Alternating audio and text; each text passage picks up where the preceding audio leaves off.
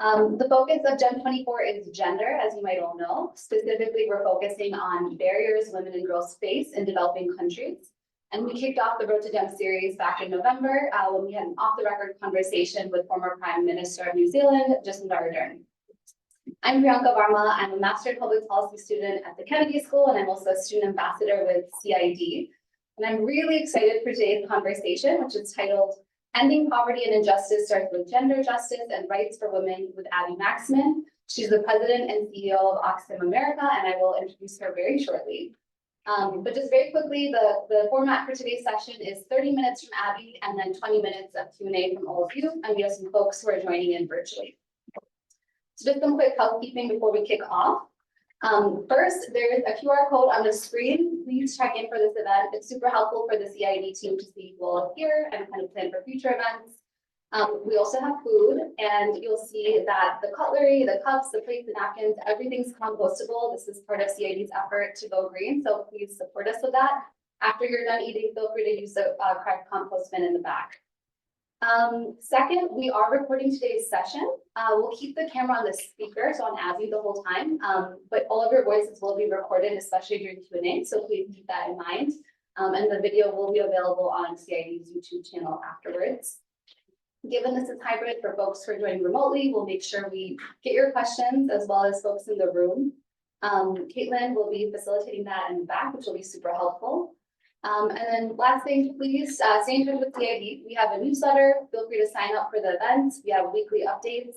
Next Friday, there will be a conversation with Juan Sebastian Mora Garcia, and he'll be speaking about his journey as an opposition candidate and now political exile from Nicaragua.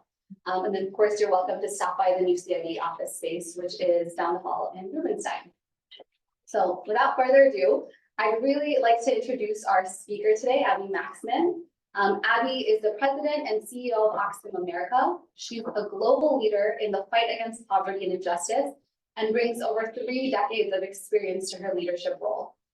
Before leading Oxfam America, Abby served as the Deputy Secretary General of CARE International and in other leadership roles that deepened her commitment to addressing pressing global issues. Her journey has taken her to more than 60 countries, and she has lived in Lesotho, Zimbabwe, Rwanda, the occupied Palestinian territory in Israel, the Republic of Georgia, Haiti, Ethiopia, Switzerland, and the United States. Her work has focused on the intersections of gender, climate, and economic justice, as well as humanitarian preparedness and response. Abby has been a steadfast advocate for collaboration and coordination in the humanitarian and development sector. She serves as the chair of the Board of Interaction. She's a member of the Council of Foreign Relations, and she served on global committees and advisory boards, including the UN Interagency Standing Committee and the Steering Committee for Humanitarian Response. Thanks so much. I'd like to turn it over to Abby and let's give her a warm welcome.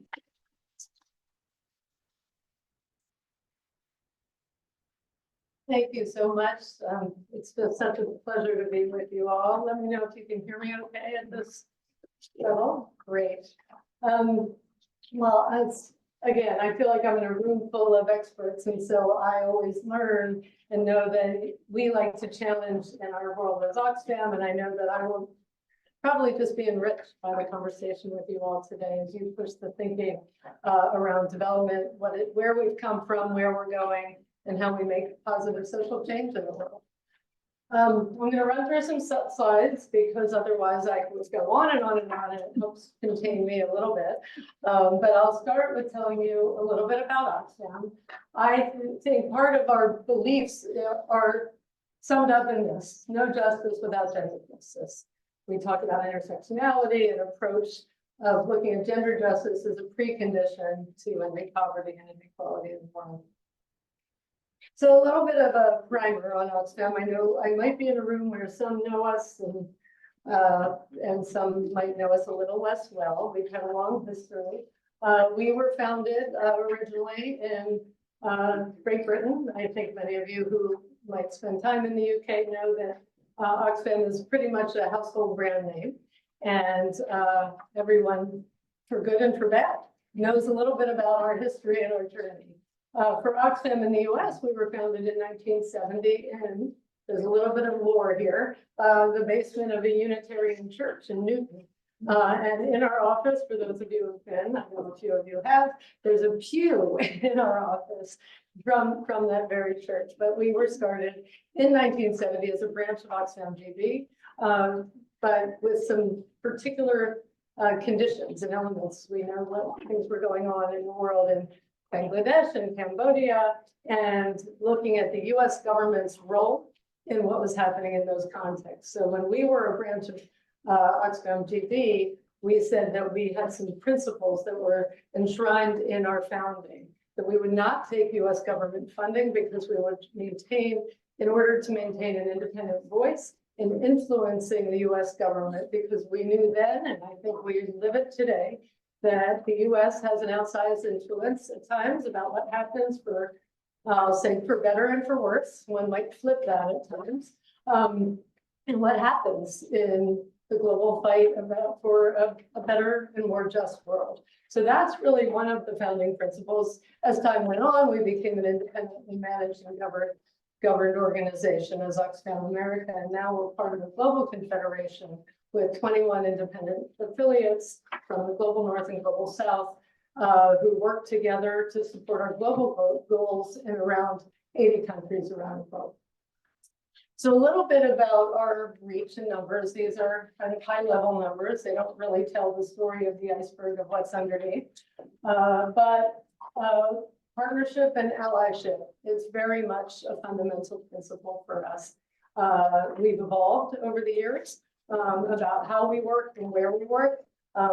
Since we were founded in 1942 in World War II occupied Greece, we were a humanitarian organization, and those are tenets that are still part of our identity today. But obviously, as an organization, we have learned a lot, and we continue to challenge ourselves to learn and be humble in that journey. That doing things ourselves as Oxfam, there's a colonial history to Oxfam's founding and roots. And so our work with partners is fundamental in what we do, both in the humanitarian space and the development space. Excuse me. We also will center a little bit on this today, talking about gender and gender justice, but our work with women's rights organizations are so important to that. We know whose voices are not being heard and why. We know where funding does and doesn't flow, and women's rights organizations tend to be part of that. So in our partnerships, I'll be able to talk a little bit more about that. We work in just around over 80 countries. We've waxed and waned. Colleagues from CID here who work in well over 100 countries, and we've been on a journey too of learning about how do we make sure we're meeting standards and principles everywhere we work. And so we want to make sure we're containing where we work, where we feel we can go as deep as possible and live up to our commitments everywhere. And funding waxes and wanes, and we don't take US government funding. We're also a campaigning organization, so there's many companies and corporations we don't take funding from if they have been or might be a target of our campaigns at some point. So there's a lot of constraints on where we get our funding that really affects where we work. And we kind of are mindful of our own desire as activists to want to be everywhere and do everything, but also looking at the deep the quality and the support and the mechanisms we need to do that well. Our reach numbers, those are direct reach as opposed to indirect reach, because we could count, if you, in some of our public health messaging or sanitation and other work we do, the numbers are different, but we really like to see where we have the evidence across our global confederation of where we are actually directly looking at positive social change and impact for people we work with and partner with. And as I said, we are a global organization with 21 independent affiliates with their own boards, but we're governed by an international board as well that has kind of rules of engagement. We have a constitution and things like that that help us show up together to deliver to our global goals. And one thing I say quite a lot is, as the US affiliate or member in a global organization, I think, I carry that sense of responsibility of the context that we work in the United States, in our advocacy, fundraising, campaigning, engaging the public, helping them take action with us for the things we support, and also program technical areas that we bring strength in, but to deliver the power of the US to our global goals. And I say that, I know that can be interpreted as hubris. I say that with great humility, that is part of our responsibility to say, where are the targets and levers in the United States that are disproportionately affecting people who are least responsible for decisions that get made here. So that's a bit about us. I think these are our updated 2023 numbers. So we take a two-pronged approach to our work. To really boil it down in some, in basic terms, we offer life-saving support to people. We do look at the deeper underlying root causes of the issues, but at the same time, to take the parable of the Good Samaritan, we will not walk over people at their time of need to give the help and support people need when they need it most in crises. So we do our best in that endeavor. I'm just back from Palestine. I got back the other day. I went to Geneva. I got back last night. And as you know, in that context, delivering aid with our partners or independently is very constrained in Gaza at the moment. So that's a different example we can talk about in the Q&A. So this two-pronged, saving lives, but also looking at root causes. We know that poverty and inequality are complex. Part of our journey as well has been about even our mission and our vision. We started out as a humanitarian organization, then we said we are an anti-poverty organization, like to think who isn't. But then over time, and you may have heard a little bit about our work on inequality, particularly last week, because we used some global moments around Davos to release a new report on inequality every year. In 2020, when Fatima and Mara and I were working together, we launched our new strategy and a new vision and mission for the Confederation, for the entire organization, that really looked at inequality, that we cannot solve and address poverty without addressing inequality. So looking at the issues of inequality are almost preconditions to ending poverty and injustice around the world. So we continue to be on a journey about how we show up, how we look internally. And when I talk a little bit about our gender justice work, I will talk a bit about the internal as well as the external, because modeling behavior is consistent with what we say and all that we do, and we fail sometimes. We've had our failings, sometimes public, sometimes more internal, but we're continuing to try to be humble in how we learn and do better for ourselves and to make sure we're aligned with our commitments globally. So, gender justice and feminist leadership. We talk about this as even the journey I've had, and when I had the privilege of working with Mara and Fatima in Oxfam, we had talked a lot about gender justice over the years, over the decades. I've been in this space for a long time. And when I worked in countries around the world, I knew Oxfam for its work around gender justice. But then when we scratched into the surface, were we going deep enough? Was our analysis, our practices, our resources, our representation, and looking at the rights lens deep enough?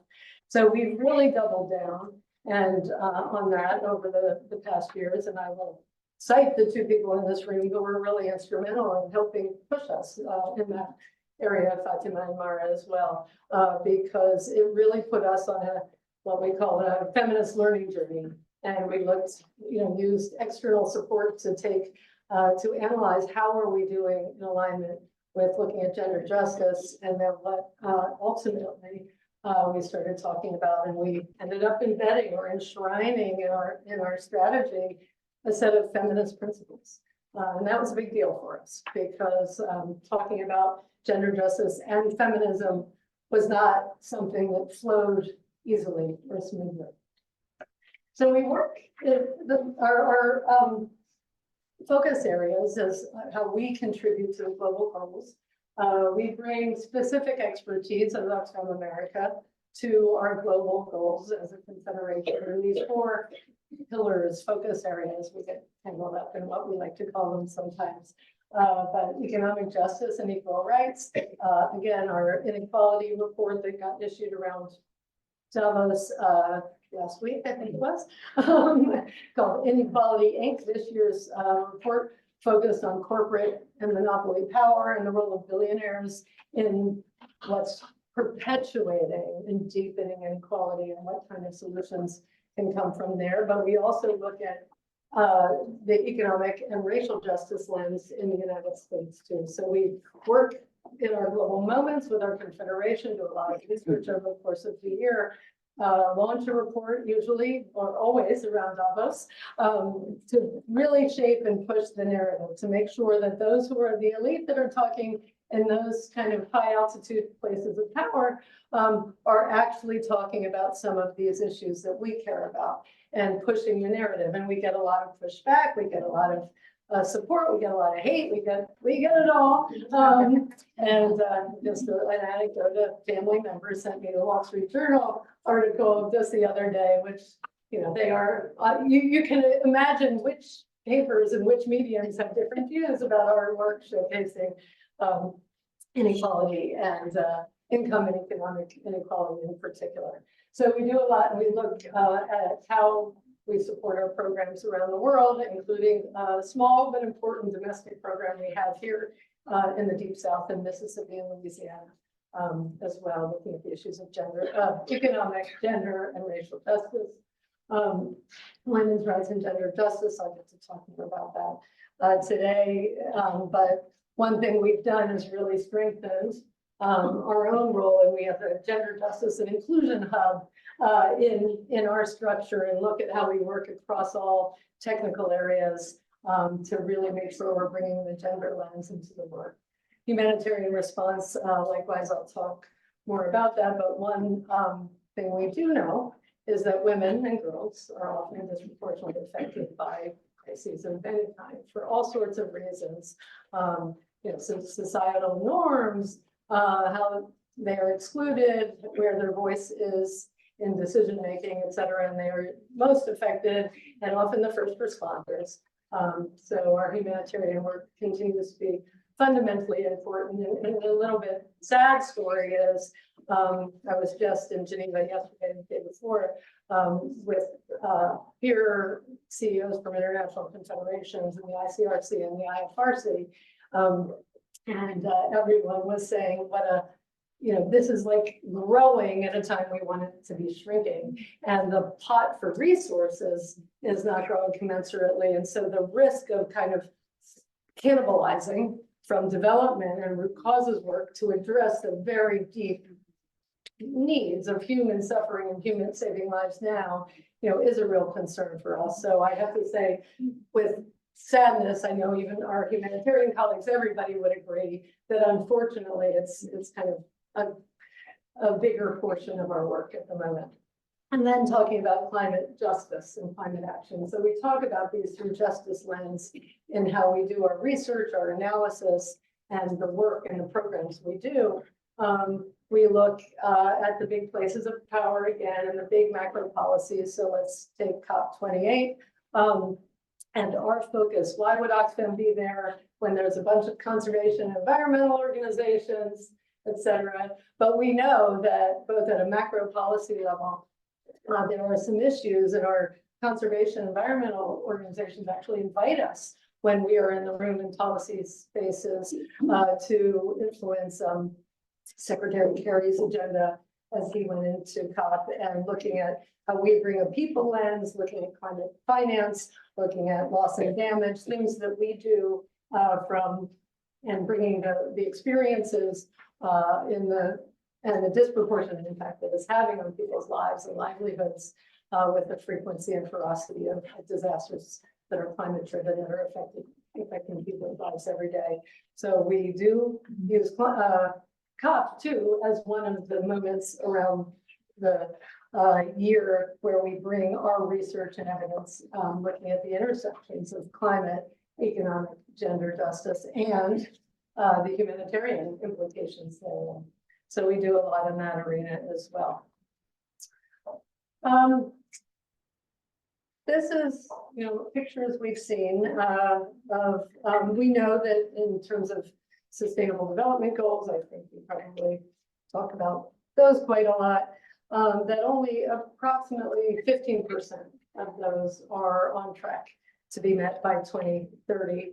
And women in particular, if you take SDG 5, that's an area that, again, see as a precondition to achieving the other goals. But the progress, I think there's progress and then there's setbacks. And if we look back at COVID, something we all lived through, everyone, is, we saw the impact and a lot of rollback of progress on the SDGs overall. And I would say, SDG 1, poverty, 5, 10, inequality, the ones we were kind of digging deep on.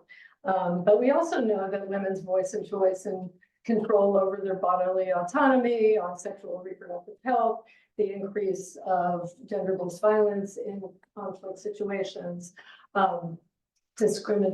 discriminatory laws and gaps in policies and practices that deny women their human rights, land rights, agriculture rights, et cetera, remain quite low. And so those are areas that we're looking at continuously in how we work. Let me go, keep moving. In spite of all this, in spite of a lot of the headwinds, the things that are blocking progress, there is also, there is progress indeed. We're looking at, and I like to think, and as Oxfam we produced, and I think this was also with my colleagues here, a feminist foreign policy white paper for the US government. And in the simplest terms, it's how do we look at everything, if it's the US foreign policy or there's countries in Canada and elsewhere that have actually created these, that looks at rights, resources, and representation to really boil it down. And so a lot of our work is focused on that. So whatever, back to the slide of our 4 pillars of economic, climate, humanitarian, and gender, we're continuously challenging ourselves to look at those 3 things. Where is the role of women, women's rights organizations, women's voices, some of the discriminatory disablers that are part of the ecosystem that we work with everywhere? I'm sure in universities and institutions in global south, global north, all over. So we're looking at how we can make sure that we're looking at the issues of women and girls' rights. Some facts that are probably repetitive to you, because I know you all know a lot about this, but there are almost 8 million women and girls disproportionately affected just in the people we work with in touch. So it makes up such a big part and proportion of the populations we work with. We worked with, of the partners we worked with last year, more than 500 are women's rights organizations, and we really try to bring them into the fold. We know that they get a very disappointing amount of resources. I think it's less 1, 2, or 3% per year, depending on how you count, how resources flow. So there's this issue about walking the talk. Everybody in kind of the humanitarian and development and UN and ecosystem talk and know that this is an area that we need to invest in. And yet, if you follow the money, it's not happening. And it's not happening perennially.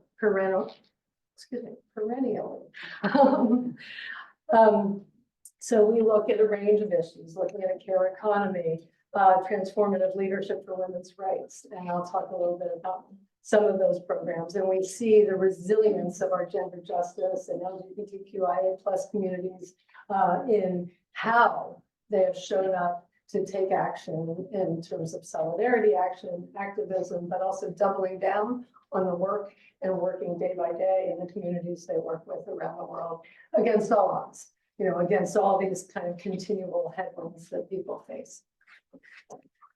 I'm going to talk about this a little bit, our feminist principles. I mentioned them earlier. And we did make sure we took time in this journey over the past 7 years or so to say, what does this mean internally and externally? What does being a feminist or striving to be a good ally to the feminist movement really look like? We don't want to pronounce or be performative about saying this is what we are. So we did put these principles directly into our strategy. And that is something we really work on every day. It's a lot of work because sometimes they can be, mutually exclusive. Nothing about us without us, and yet we've moved fast and, have pressures from external, internal, and everybody's voices in the room, inclusive processes, transparency, et cetera. These are all things we're continuously working on and working through. How do we bring the voices that are needed and even give up the places and seats where we are to others to make sure we're amplifying the voices of the people and their lived experiences. But be utilitarian about using Oxfam and our platform to bring those voices into the fore. So we look at all of these issues, and sometimes even, and I was just chatting on the side with Fatima, with safety issues, transparency, but how do we make sure people are safe? How do we respect confidentiality at the same time as making sure we're living in a glass house, that people know what's going on and how decisions are made. And I know that that's an area that I'm continuously working. With my leadership team, you need to be kind of efficient and effective, and being, feminist doesn't mean not being efficient and effective, but finding the right cadence and continual iterative way of engaging people's voices in decisions that affect our staff and our work, but also keep the work moving. And all hands on deck can't be everybody's hands on the same deck at the same time every day, because we know where that's doing as well. So these are things that are, they don't go neatly together all the time. And so we continuously, kind of challenge each other, and I don't want to say call out, but, hey, what about this? How do we make sure we're balancing and being considerate of the principles that we described within our work? I'm going to know if I need to talk too much about this. We can take a little time for you to read, but part of what we said in our strategic framework is looking at how we go our efforts to advance gender justice, be part of movements, and look at solidarity action, give up our space and give it to others. But at the same time, when there's a need, we might need to be at the front. And when we look at how we do our public and private advocacy and influencing work, it's almost like a very basic axis of public and private, and then we do solidarity and evidence-based work. And we're not just working in any one of those places all the time. We want to be doing evidence-based, research-based work where we might be doing private influencing and advocacy with that work, but the solidarity action to show up as a good ally with communities around our priorities, and certainly the gender justice agenda is also part of that.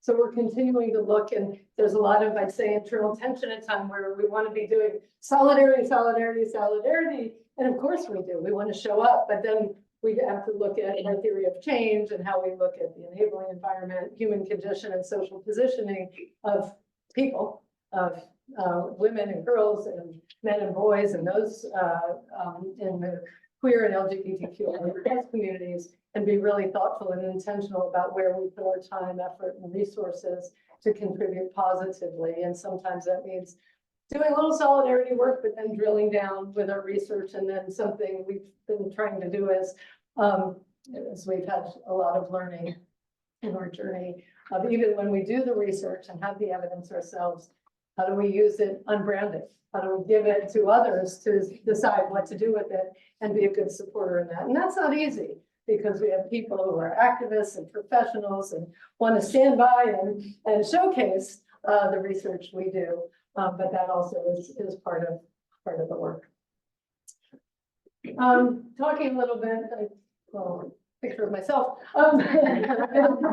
but humanitarian leadership. I was in Syria over the summer. This picture was taken at a bakery, a bread factory. Oh goodness, I'm really taking my time. And looking at the impact on people's lives. This was young girl, amazing person who was there. Her mom was working at this bakery, at this bread factory, saw so much of what had happened over the course of the years of the conflict. We really look at the impact on women and girls in our humanitarian work. We're involved in other commitments around decolonizing aid. Some of you may have heard of Charter for Change, Grand Bargain, and the Pledge for Change, all efforts to look at the intersections of how we decolonize our work, how we look at, some people call it localization, local humanitarian leadership, and the intersections of ensuring women's voices are involved in all of the aspects of our work and our humanitarian work. I think I might have gone over time. I will try to run through a little bit more about two elements of our work, in particularly around gender justice. Transformative leadership for women's rights. We look at how we bring voice and choice, and this is about the representation as well, building a sustained women's movement and strengthening capacity for women's rights organization, and standing in solidarity with women's rights organizations, but also looking at how we do ongoing mobilization and implementation and bringing women into public places of leadership. So there's some amazing examples that we can talk about in the Q&A, I hope, about women parliamentarians in Kenya. And we bring an approach to 11 countries around the world. There's Oxfam America working with our country programs to really drill down on a multidimensional approach to transformative women's leadership. So looking at these kind of three things, rights, resources, and representation, and going deep on each of those. So that's more of a tagline, but underneath each of those things, we're working day to day with partners and others to see how we influence the policies, how finances flow, how women's voices are either in the formal members of parliament running for election, or just at the community level where real action happens every day. So a lot of really exciting work in that area. And then looking at care, we know that there's so much in the informal care sector that happens every day. We've done a great deal of research on this area. Oxfam released a report recently called Time to Care that valued the monetary value of unpaid care work globally at $10.8 trillion annually, which is 3 times the size of the world's tech industry. So we get a sense of bringing that global, inequality lens. It's like the backs on which the economy goes and runs, and trying to shine a light on those whose voices and roles are not recognized and heard. So we look at how we free up women's time so they can be either working more in the formal economy, or even just doing more of so much of what they uphold in their families and communities every day. So some examples of in Zimbabwe, through the efforts through some of our water sanitation hygiene work, look to how we free up time for women and girls. And I know many organizations do that, and we're looking at through this We Care lens of how do we look at all of the key components so that women's unpaid care and formal care in the care economy can really work. Won't spend more time in the emergency area. There's so much to say. This is a picture. Unfortunately, you might describe this to a lot of different places right now, but this was in Aleppo, where I was visiting last summer. And, just a testimony to what really happens. This was 5 years after the hot conflict.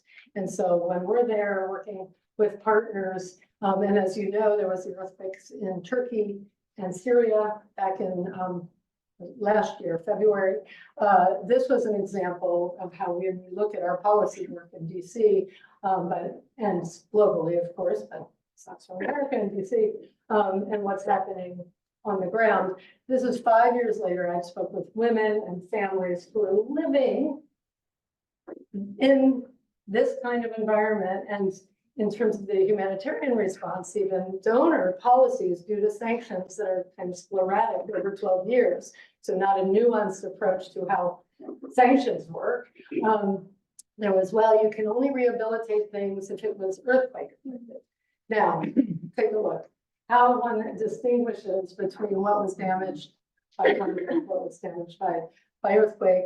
But this is where it is so essential that the voices of women are at the tables in terms of decisions about how fundings flow, policy works. Some of you might know about UN Resolution, Security Council Resolution 1325, which talks about the role of women at the peacekeeping tables. And we know that they are still, despite that being more than 20 years old as a resolution, people know it, the system knows that those voices matter, both in how to end conflicts, but in what happens in everyday lives.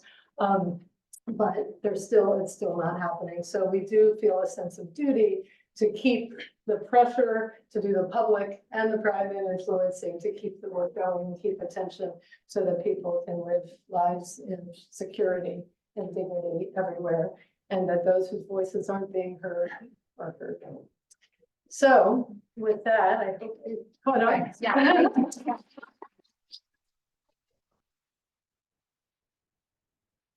Much. Well, thank you so much, Abby. That was wonderful and just really interesting to hear about your work on women's rights and gender justice within the field. We'll open up to questions if anyone wants to kick things off. Okay, quite a few. Yeah, why don't we take a few? So I might start off with 3. So I'll pass it over to you first. Great.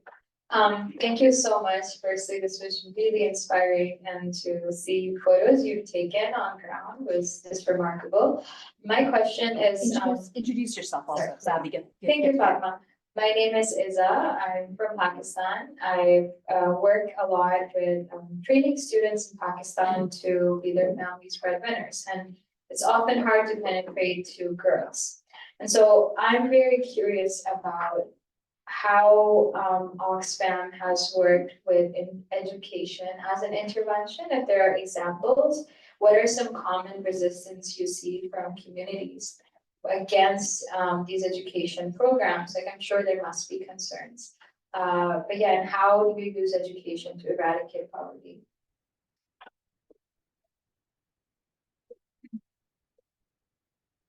Hi, I'm Urvashi Sani, and I'm from India.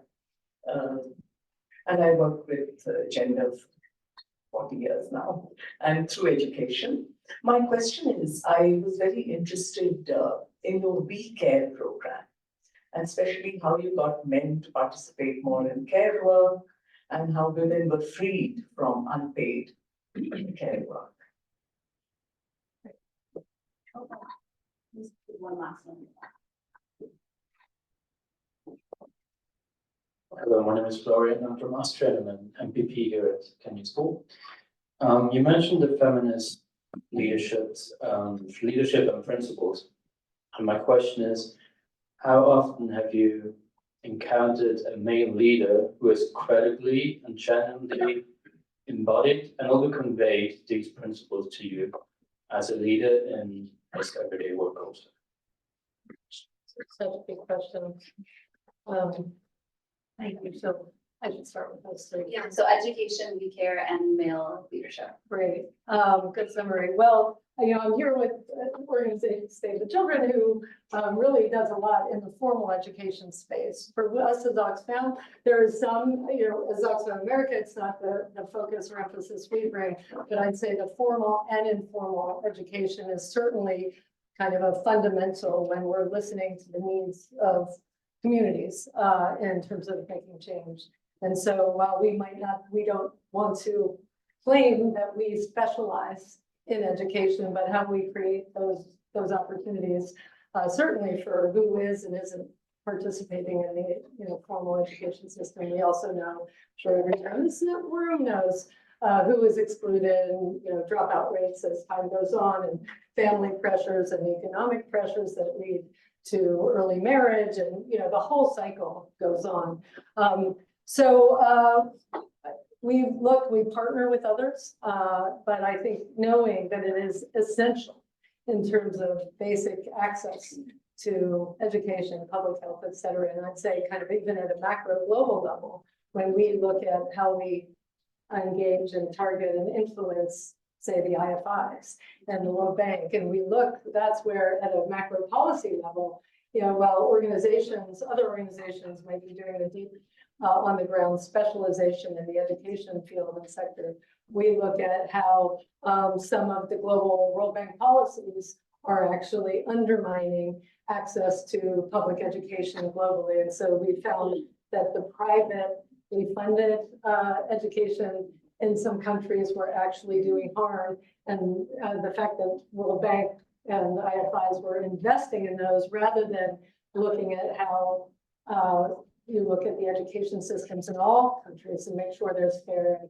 equitable access and affordable access for everybody is a lens we bring. And so we can probably look and share some of that macro research and then look at some of the organizations that are doing the on the ground work around education.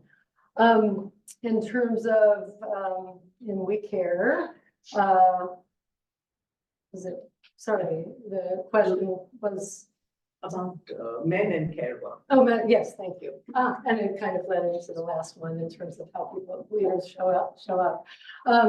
I think it varies, to be honest. I don't think there is a blueprint or a prescriptive combination that works. So we're always looking for that, especially when we try to study the approaches that work and how we do find, the places that are most successful is where I think men and women and girls and boys are participating more equitably in decision-making that help the family and community from El Salvador to everywhere we work. And so I think I'd love to hear from you where you've seen those approaches that work, because kind of it's about leadership, but at a local level, and how I think I've heard some examples of when, men in communities recognize that when their wives have a voice and choice of how decisions are made at the household level, their families and communities are healthier and wealthier.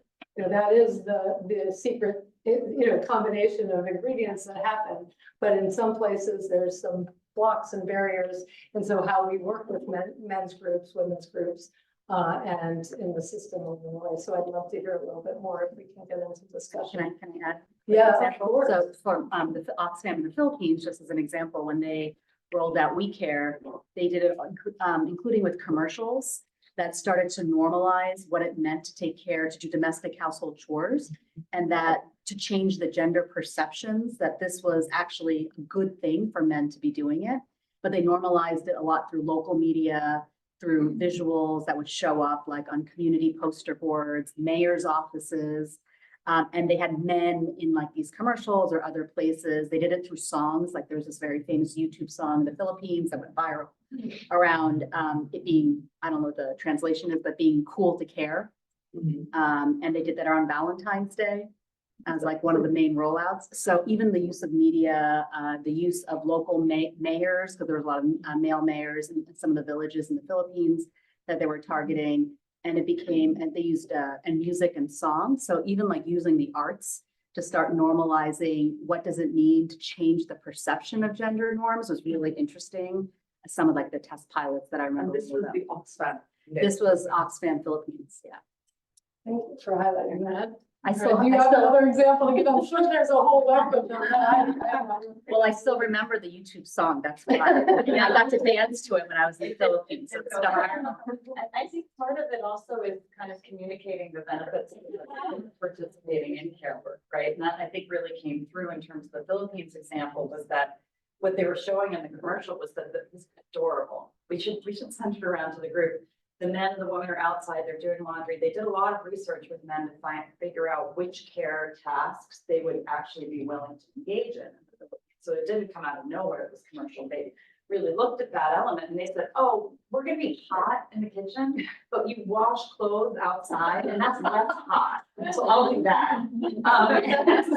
And so they made this commercial over Valentine's Day of the husband and wife, and they're washing the laundry in a tub, and their hands meet and they look at each other and there's a little heart that like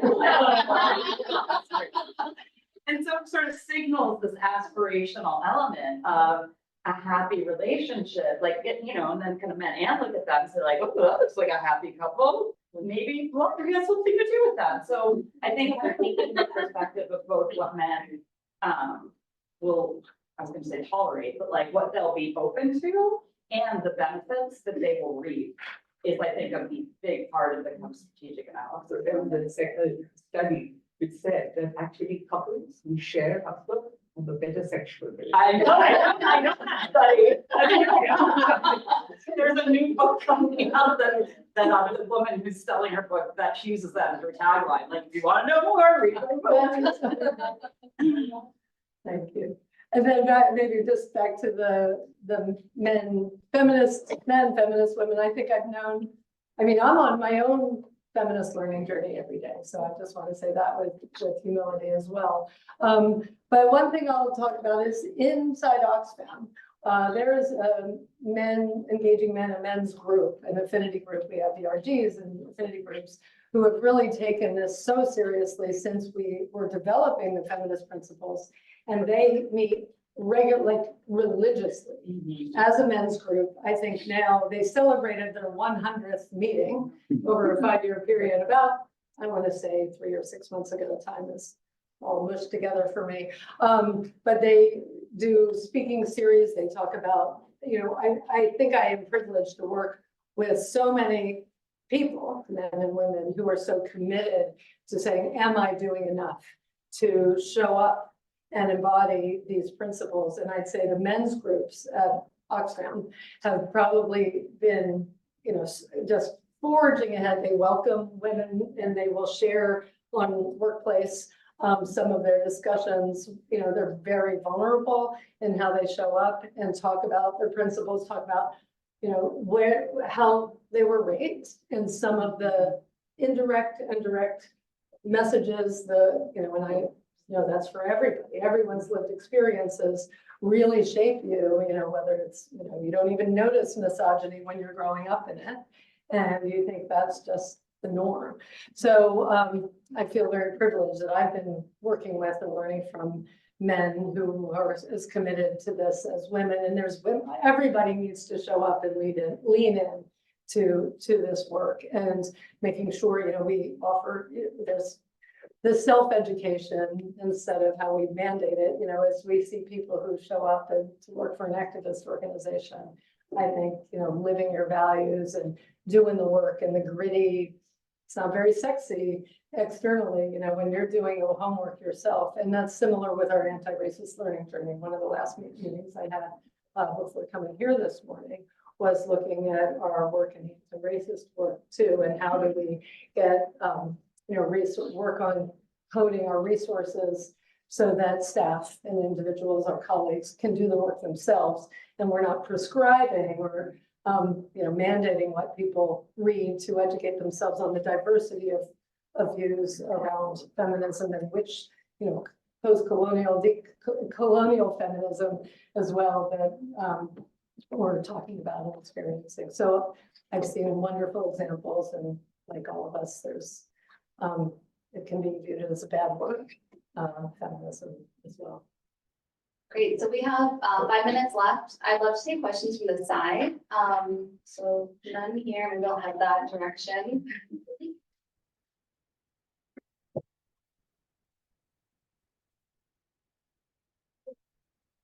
If they're going online. Hi, my name is Eleanor. I'm doing the Masters in International Development. I work in Save the Children on child safety, and I've done healthcare-based consulting. My question was to understand what you see as the role of Oxfam America, separate to the Oxfam country offices, in terms of the gender justice work. So how is what you are doing not overlapping and incrementally additional over what the country offices are doing, and how do you ensure you're being effective and measuring that impact that you're having on gender justice? It's great. Great, and do we have any questions from the online audience, Caitlin? Nothing right now. Perfect, okay, so I'll head to the back.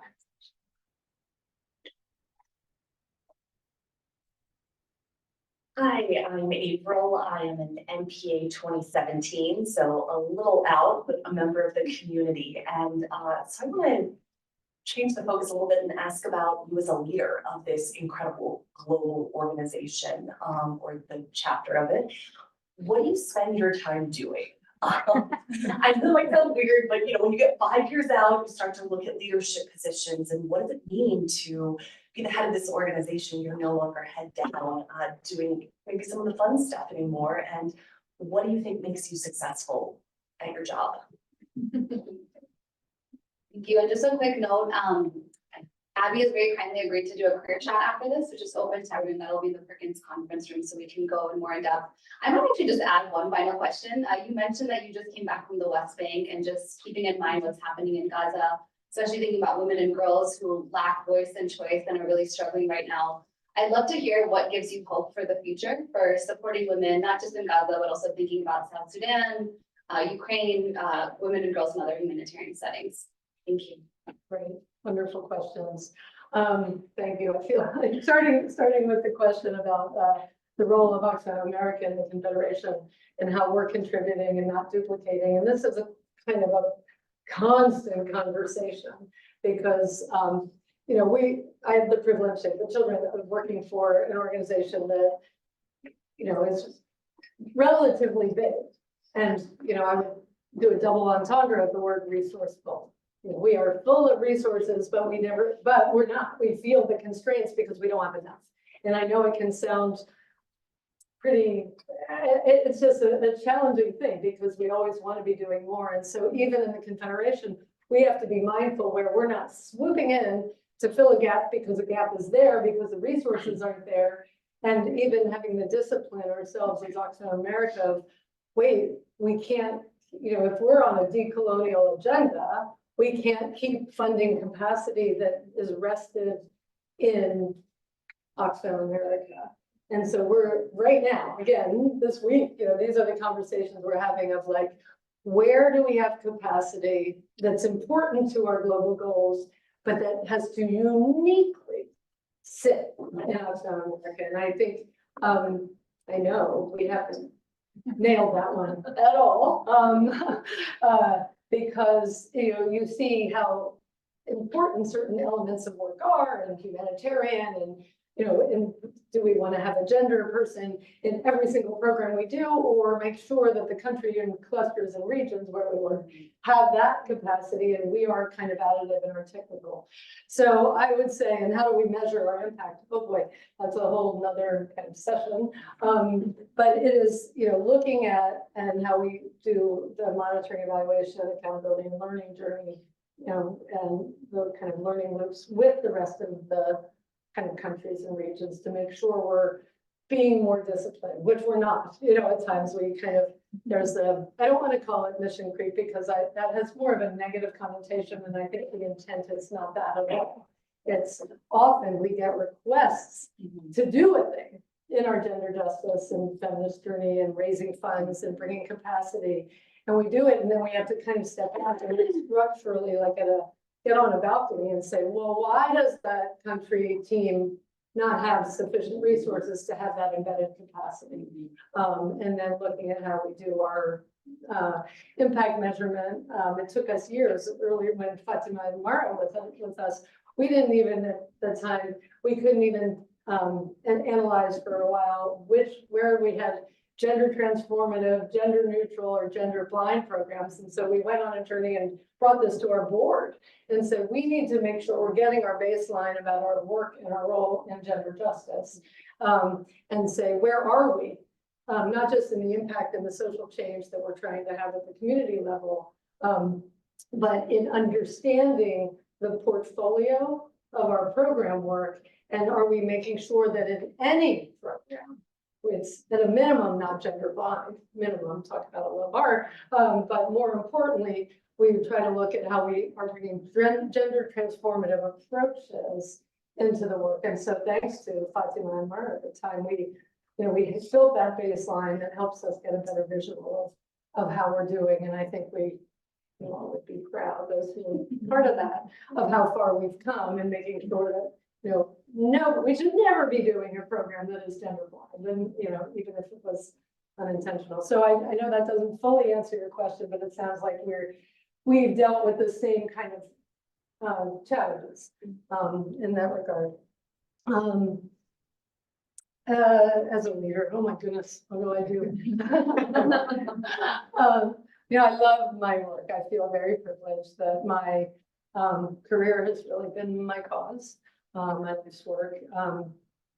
What I have tendencies where, because I'm very curious, I love to know what's going on, that not in a micromanagement kind of way, but to understand. I'm more of a systems thinker, I think. So I like to understand the whole so I can figure out where I can lend, you know, leadership or support at the right place and time. But of course, empower not just the leadership team, but have a culture and climate that is empowering people around the organization. And that is a Sisyphean effort too, I would say. That in kind of team building approaches, looking at organizational behavior and culture, which I'm a little obsessed with sometimes. It's super interesting, like infinitely interesting, about how little ecosystems of organizations work. And so I kind of, obviously there's things I have to do, you know, the fiduciary and legal responsibilities of being a chief executive, managing a board, but it's not just managing a board, it's curating and building a board of directors that is representative of our values, our mission, and kind of the diversity aspects that we care about. So work with the board, work with the leadership team and have them execute the work. Try to do more on the external and the private and the public influencing and day-to-day management. But there's never a dull moment, ever. Mostly. And you're a mom of 3 kids. And I have three kids. So I'm single parenting this week because my husband's on the way from Mogadishu to Goma right now as I speak. But that hasn't happened in a while. It is trying to find that balance of, you know, where I spend the percentage of time, and maybe my SAVE colleagues will appreciate this, that looking at internal configuration management issues so that you're coordinating well as an organization and making sure we're more disciplined as Oxfam America in what we do and how we do it, is also part of the internal coordination as these global federations, or in our case, confederations, work. So our time is often spent there with my fellow executive directors and coordinating with my vice presidents who are working with their counterparts in the confederation too. So all days are different, but that's where my work is spread. And the influencing advocacy work is such an important muscle, I think, for us as Oxfam. So doing that, both the private and the public work is really key. And last, what gives me hope? It's a wonderful, wonderful question to end on. And, you know, there's some seemingly intractable, horrible, heartbreaking issues everywhere in the world. But just being in Ramallah last week, and spending time, I'll just share some stories of a group of people I met with who they happen to have had their permits for medical care in Ramallah on October 5th and September 30th. And so you can imagine they were out getting medical care, and they have been separated from their families in Gaza, and harrowing story after harrowing story. A grandmother, was telling me that she had lost some children already, and 38 extended family members over the past 100+ days. Horrible, harrowing. We spent our time really just weeping together as she shared her testimonies and stories, but grateful to be able to share what she was going through, so that I think there's a feeling of abandonment in lots of places right now, from South Sudan, North Sudan, name your place, and certainly in Gaza, the lack of communications can make people feel very alone, not to mention the lived experience of what they're going through.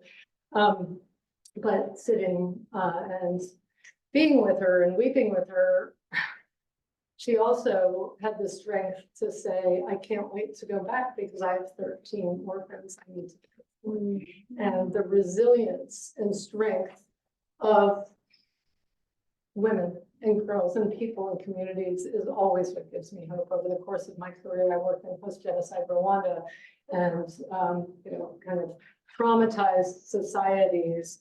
And yet there are opportunities for, I don't want to say a phoenix moment, but people are so strong and so resilient and so committed. And that is what gives me strength to use the power or privilege that I have to bring whatever resources and capacities and voice and influence to bear to support them and their lived experience. Thank you so much.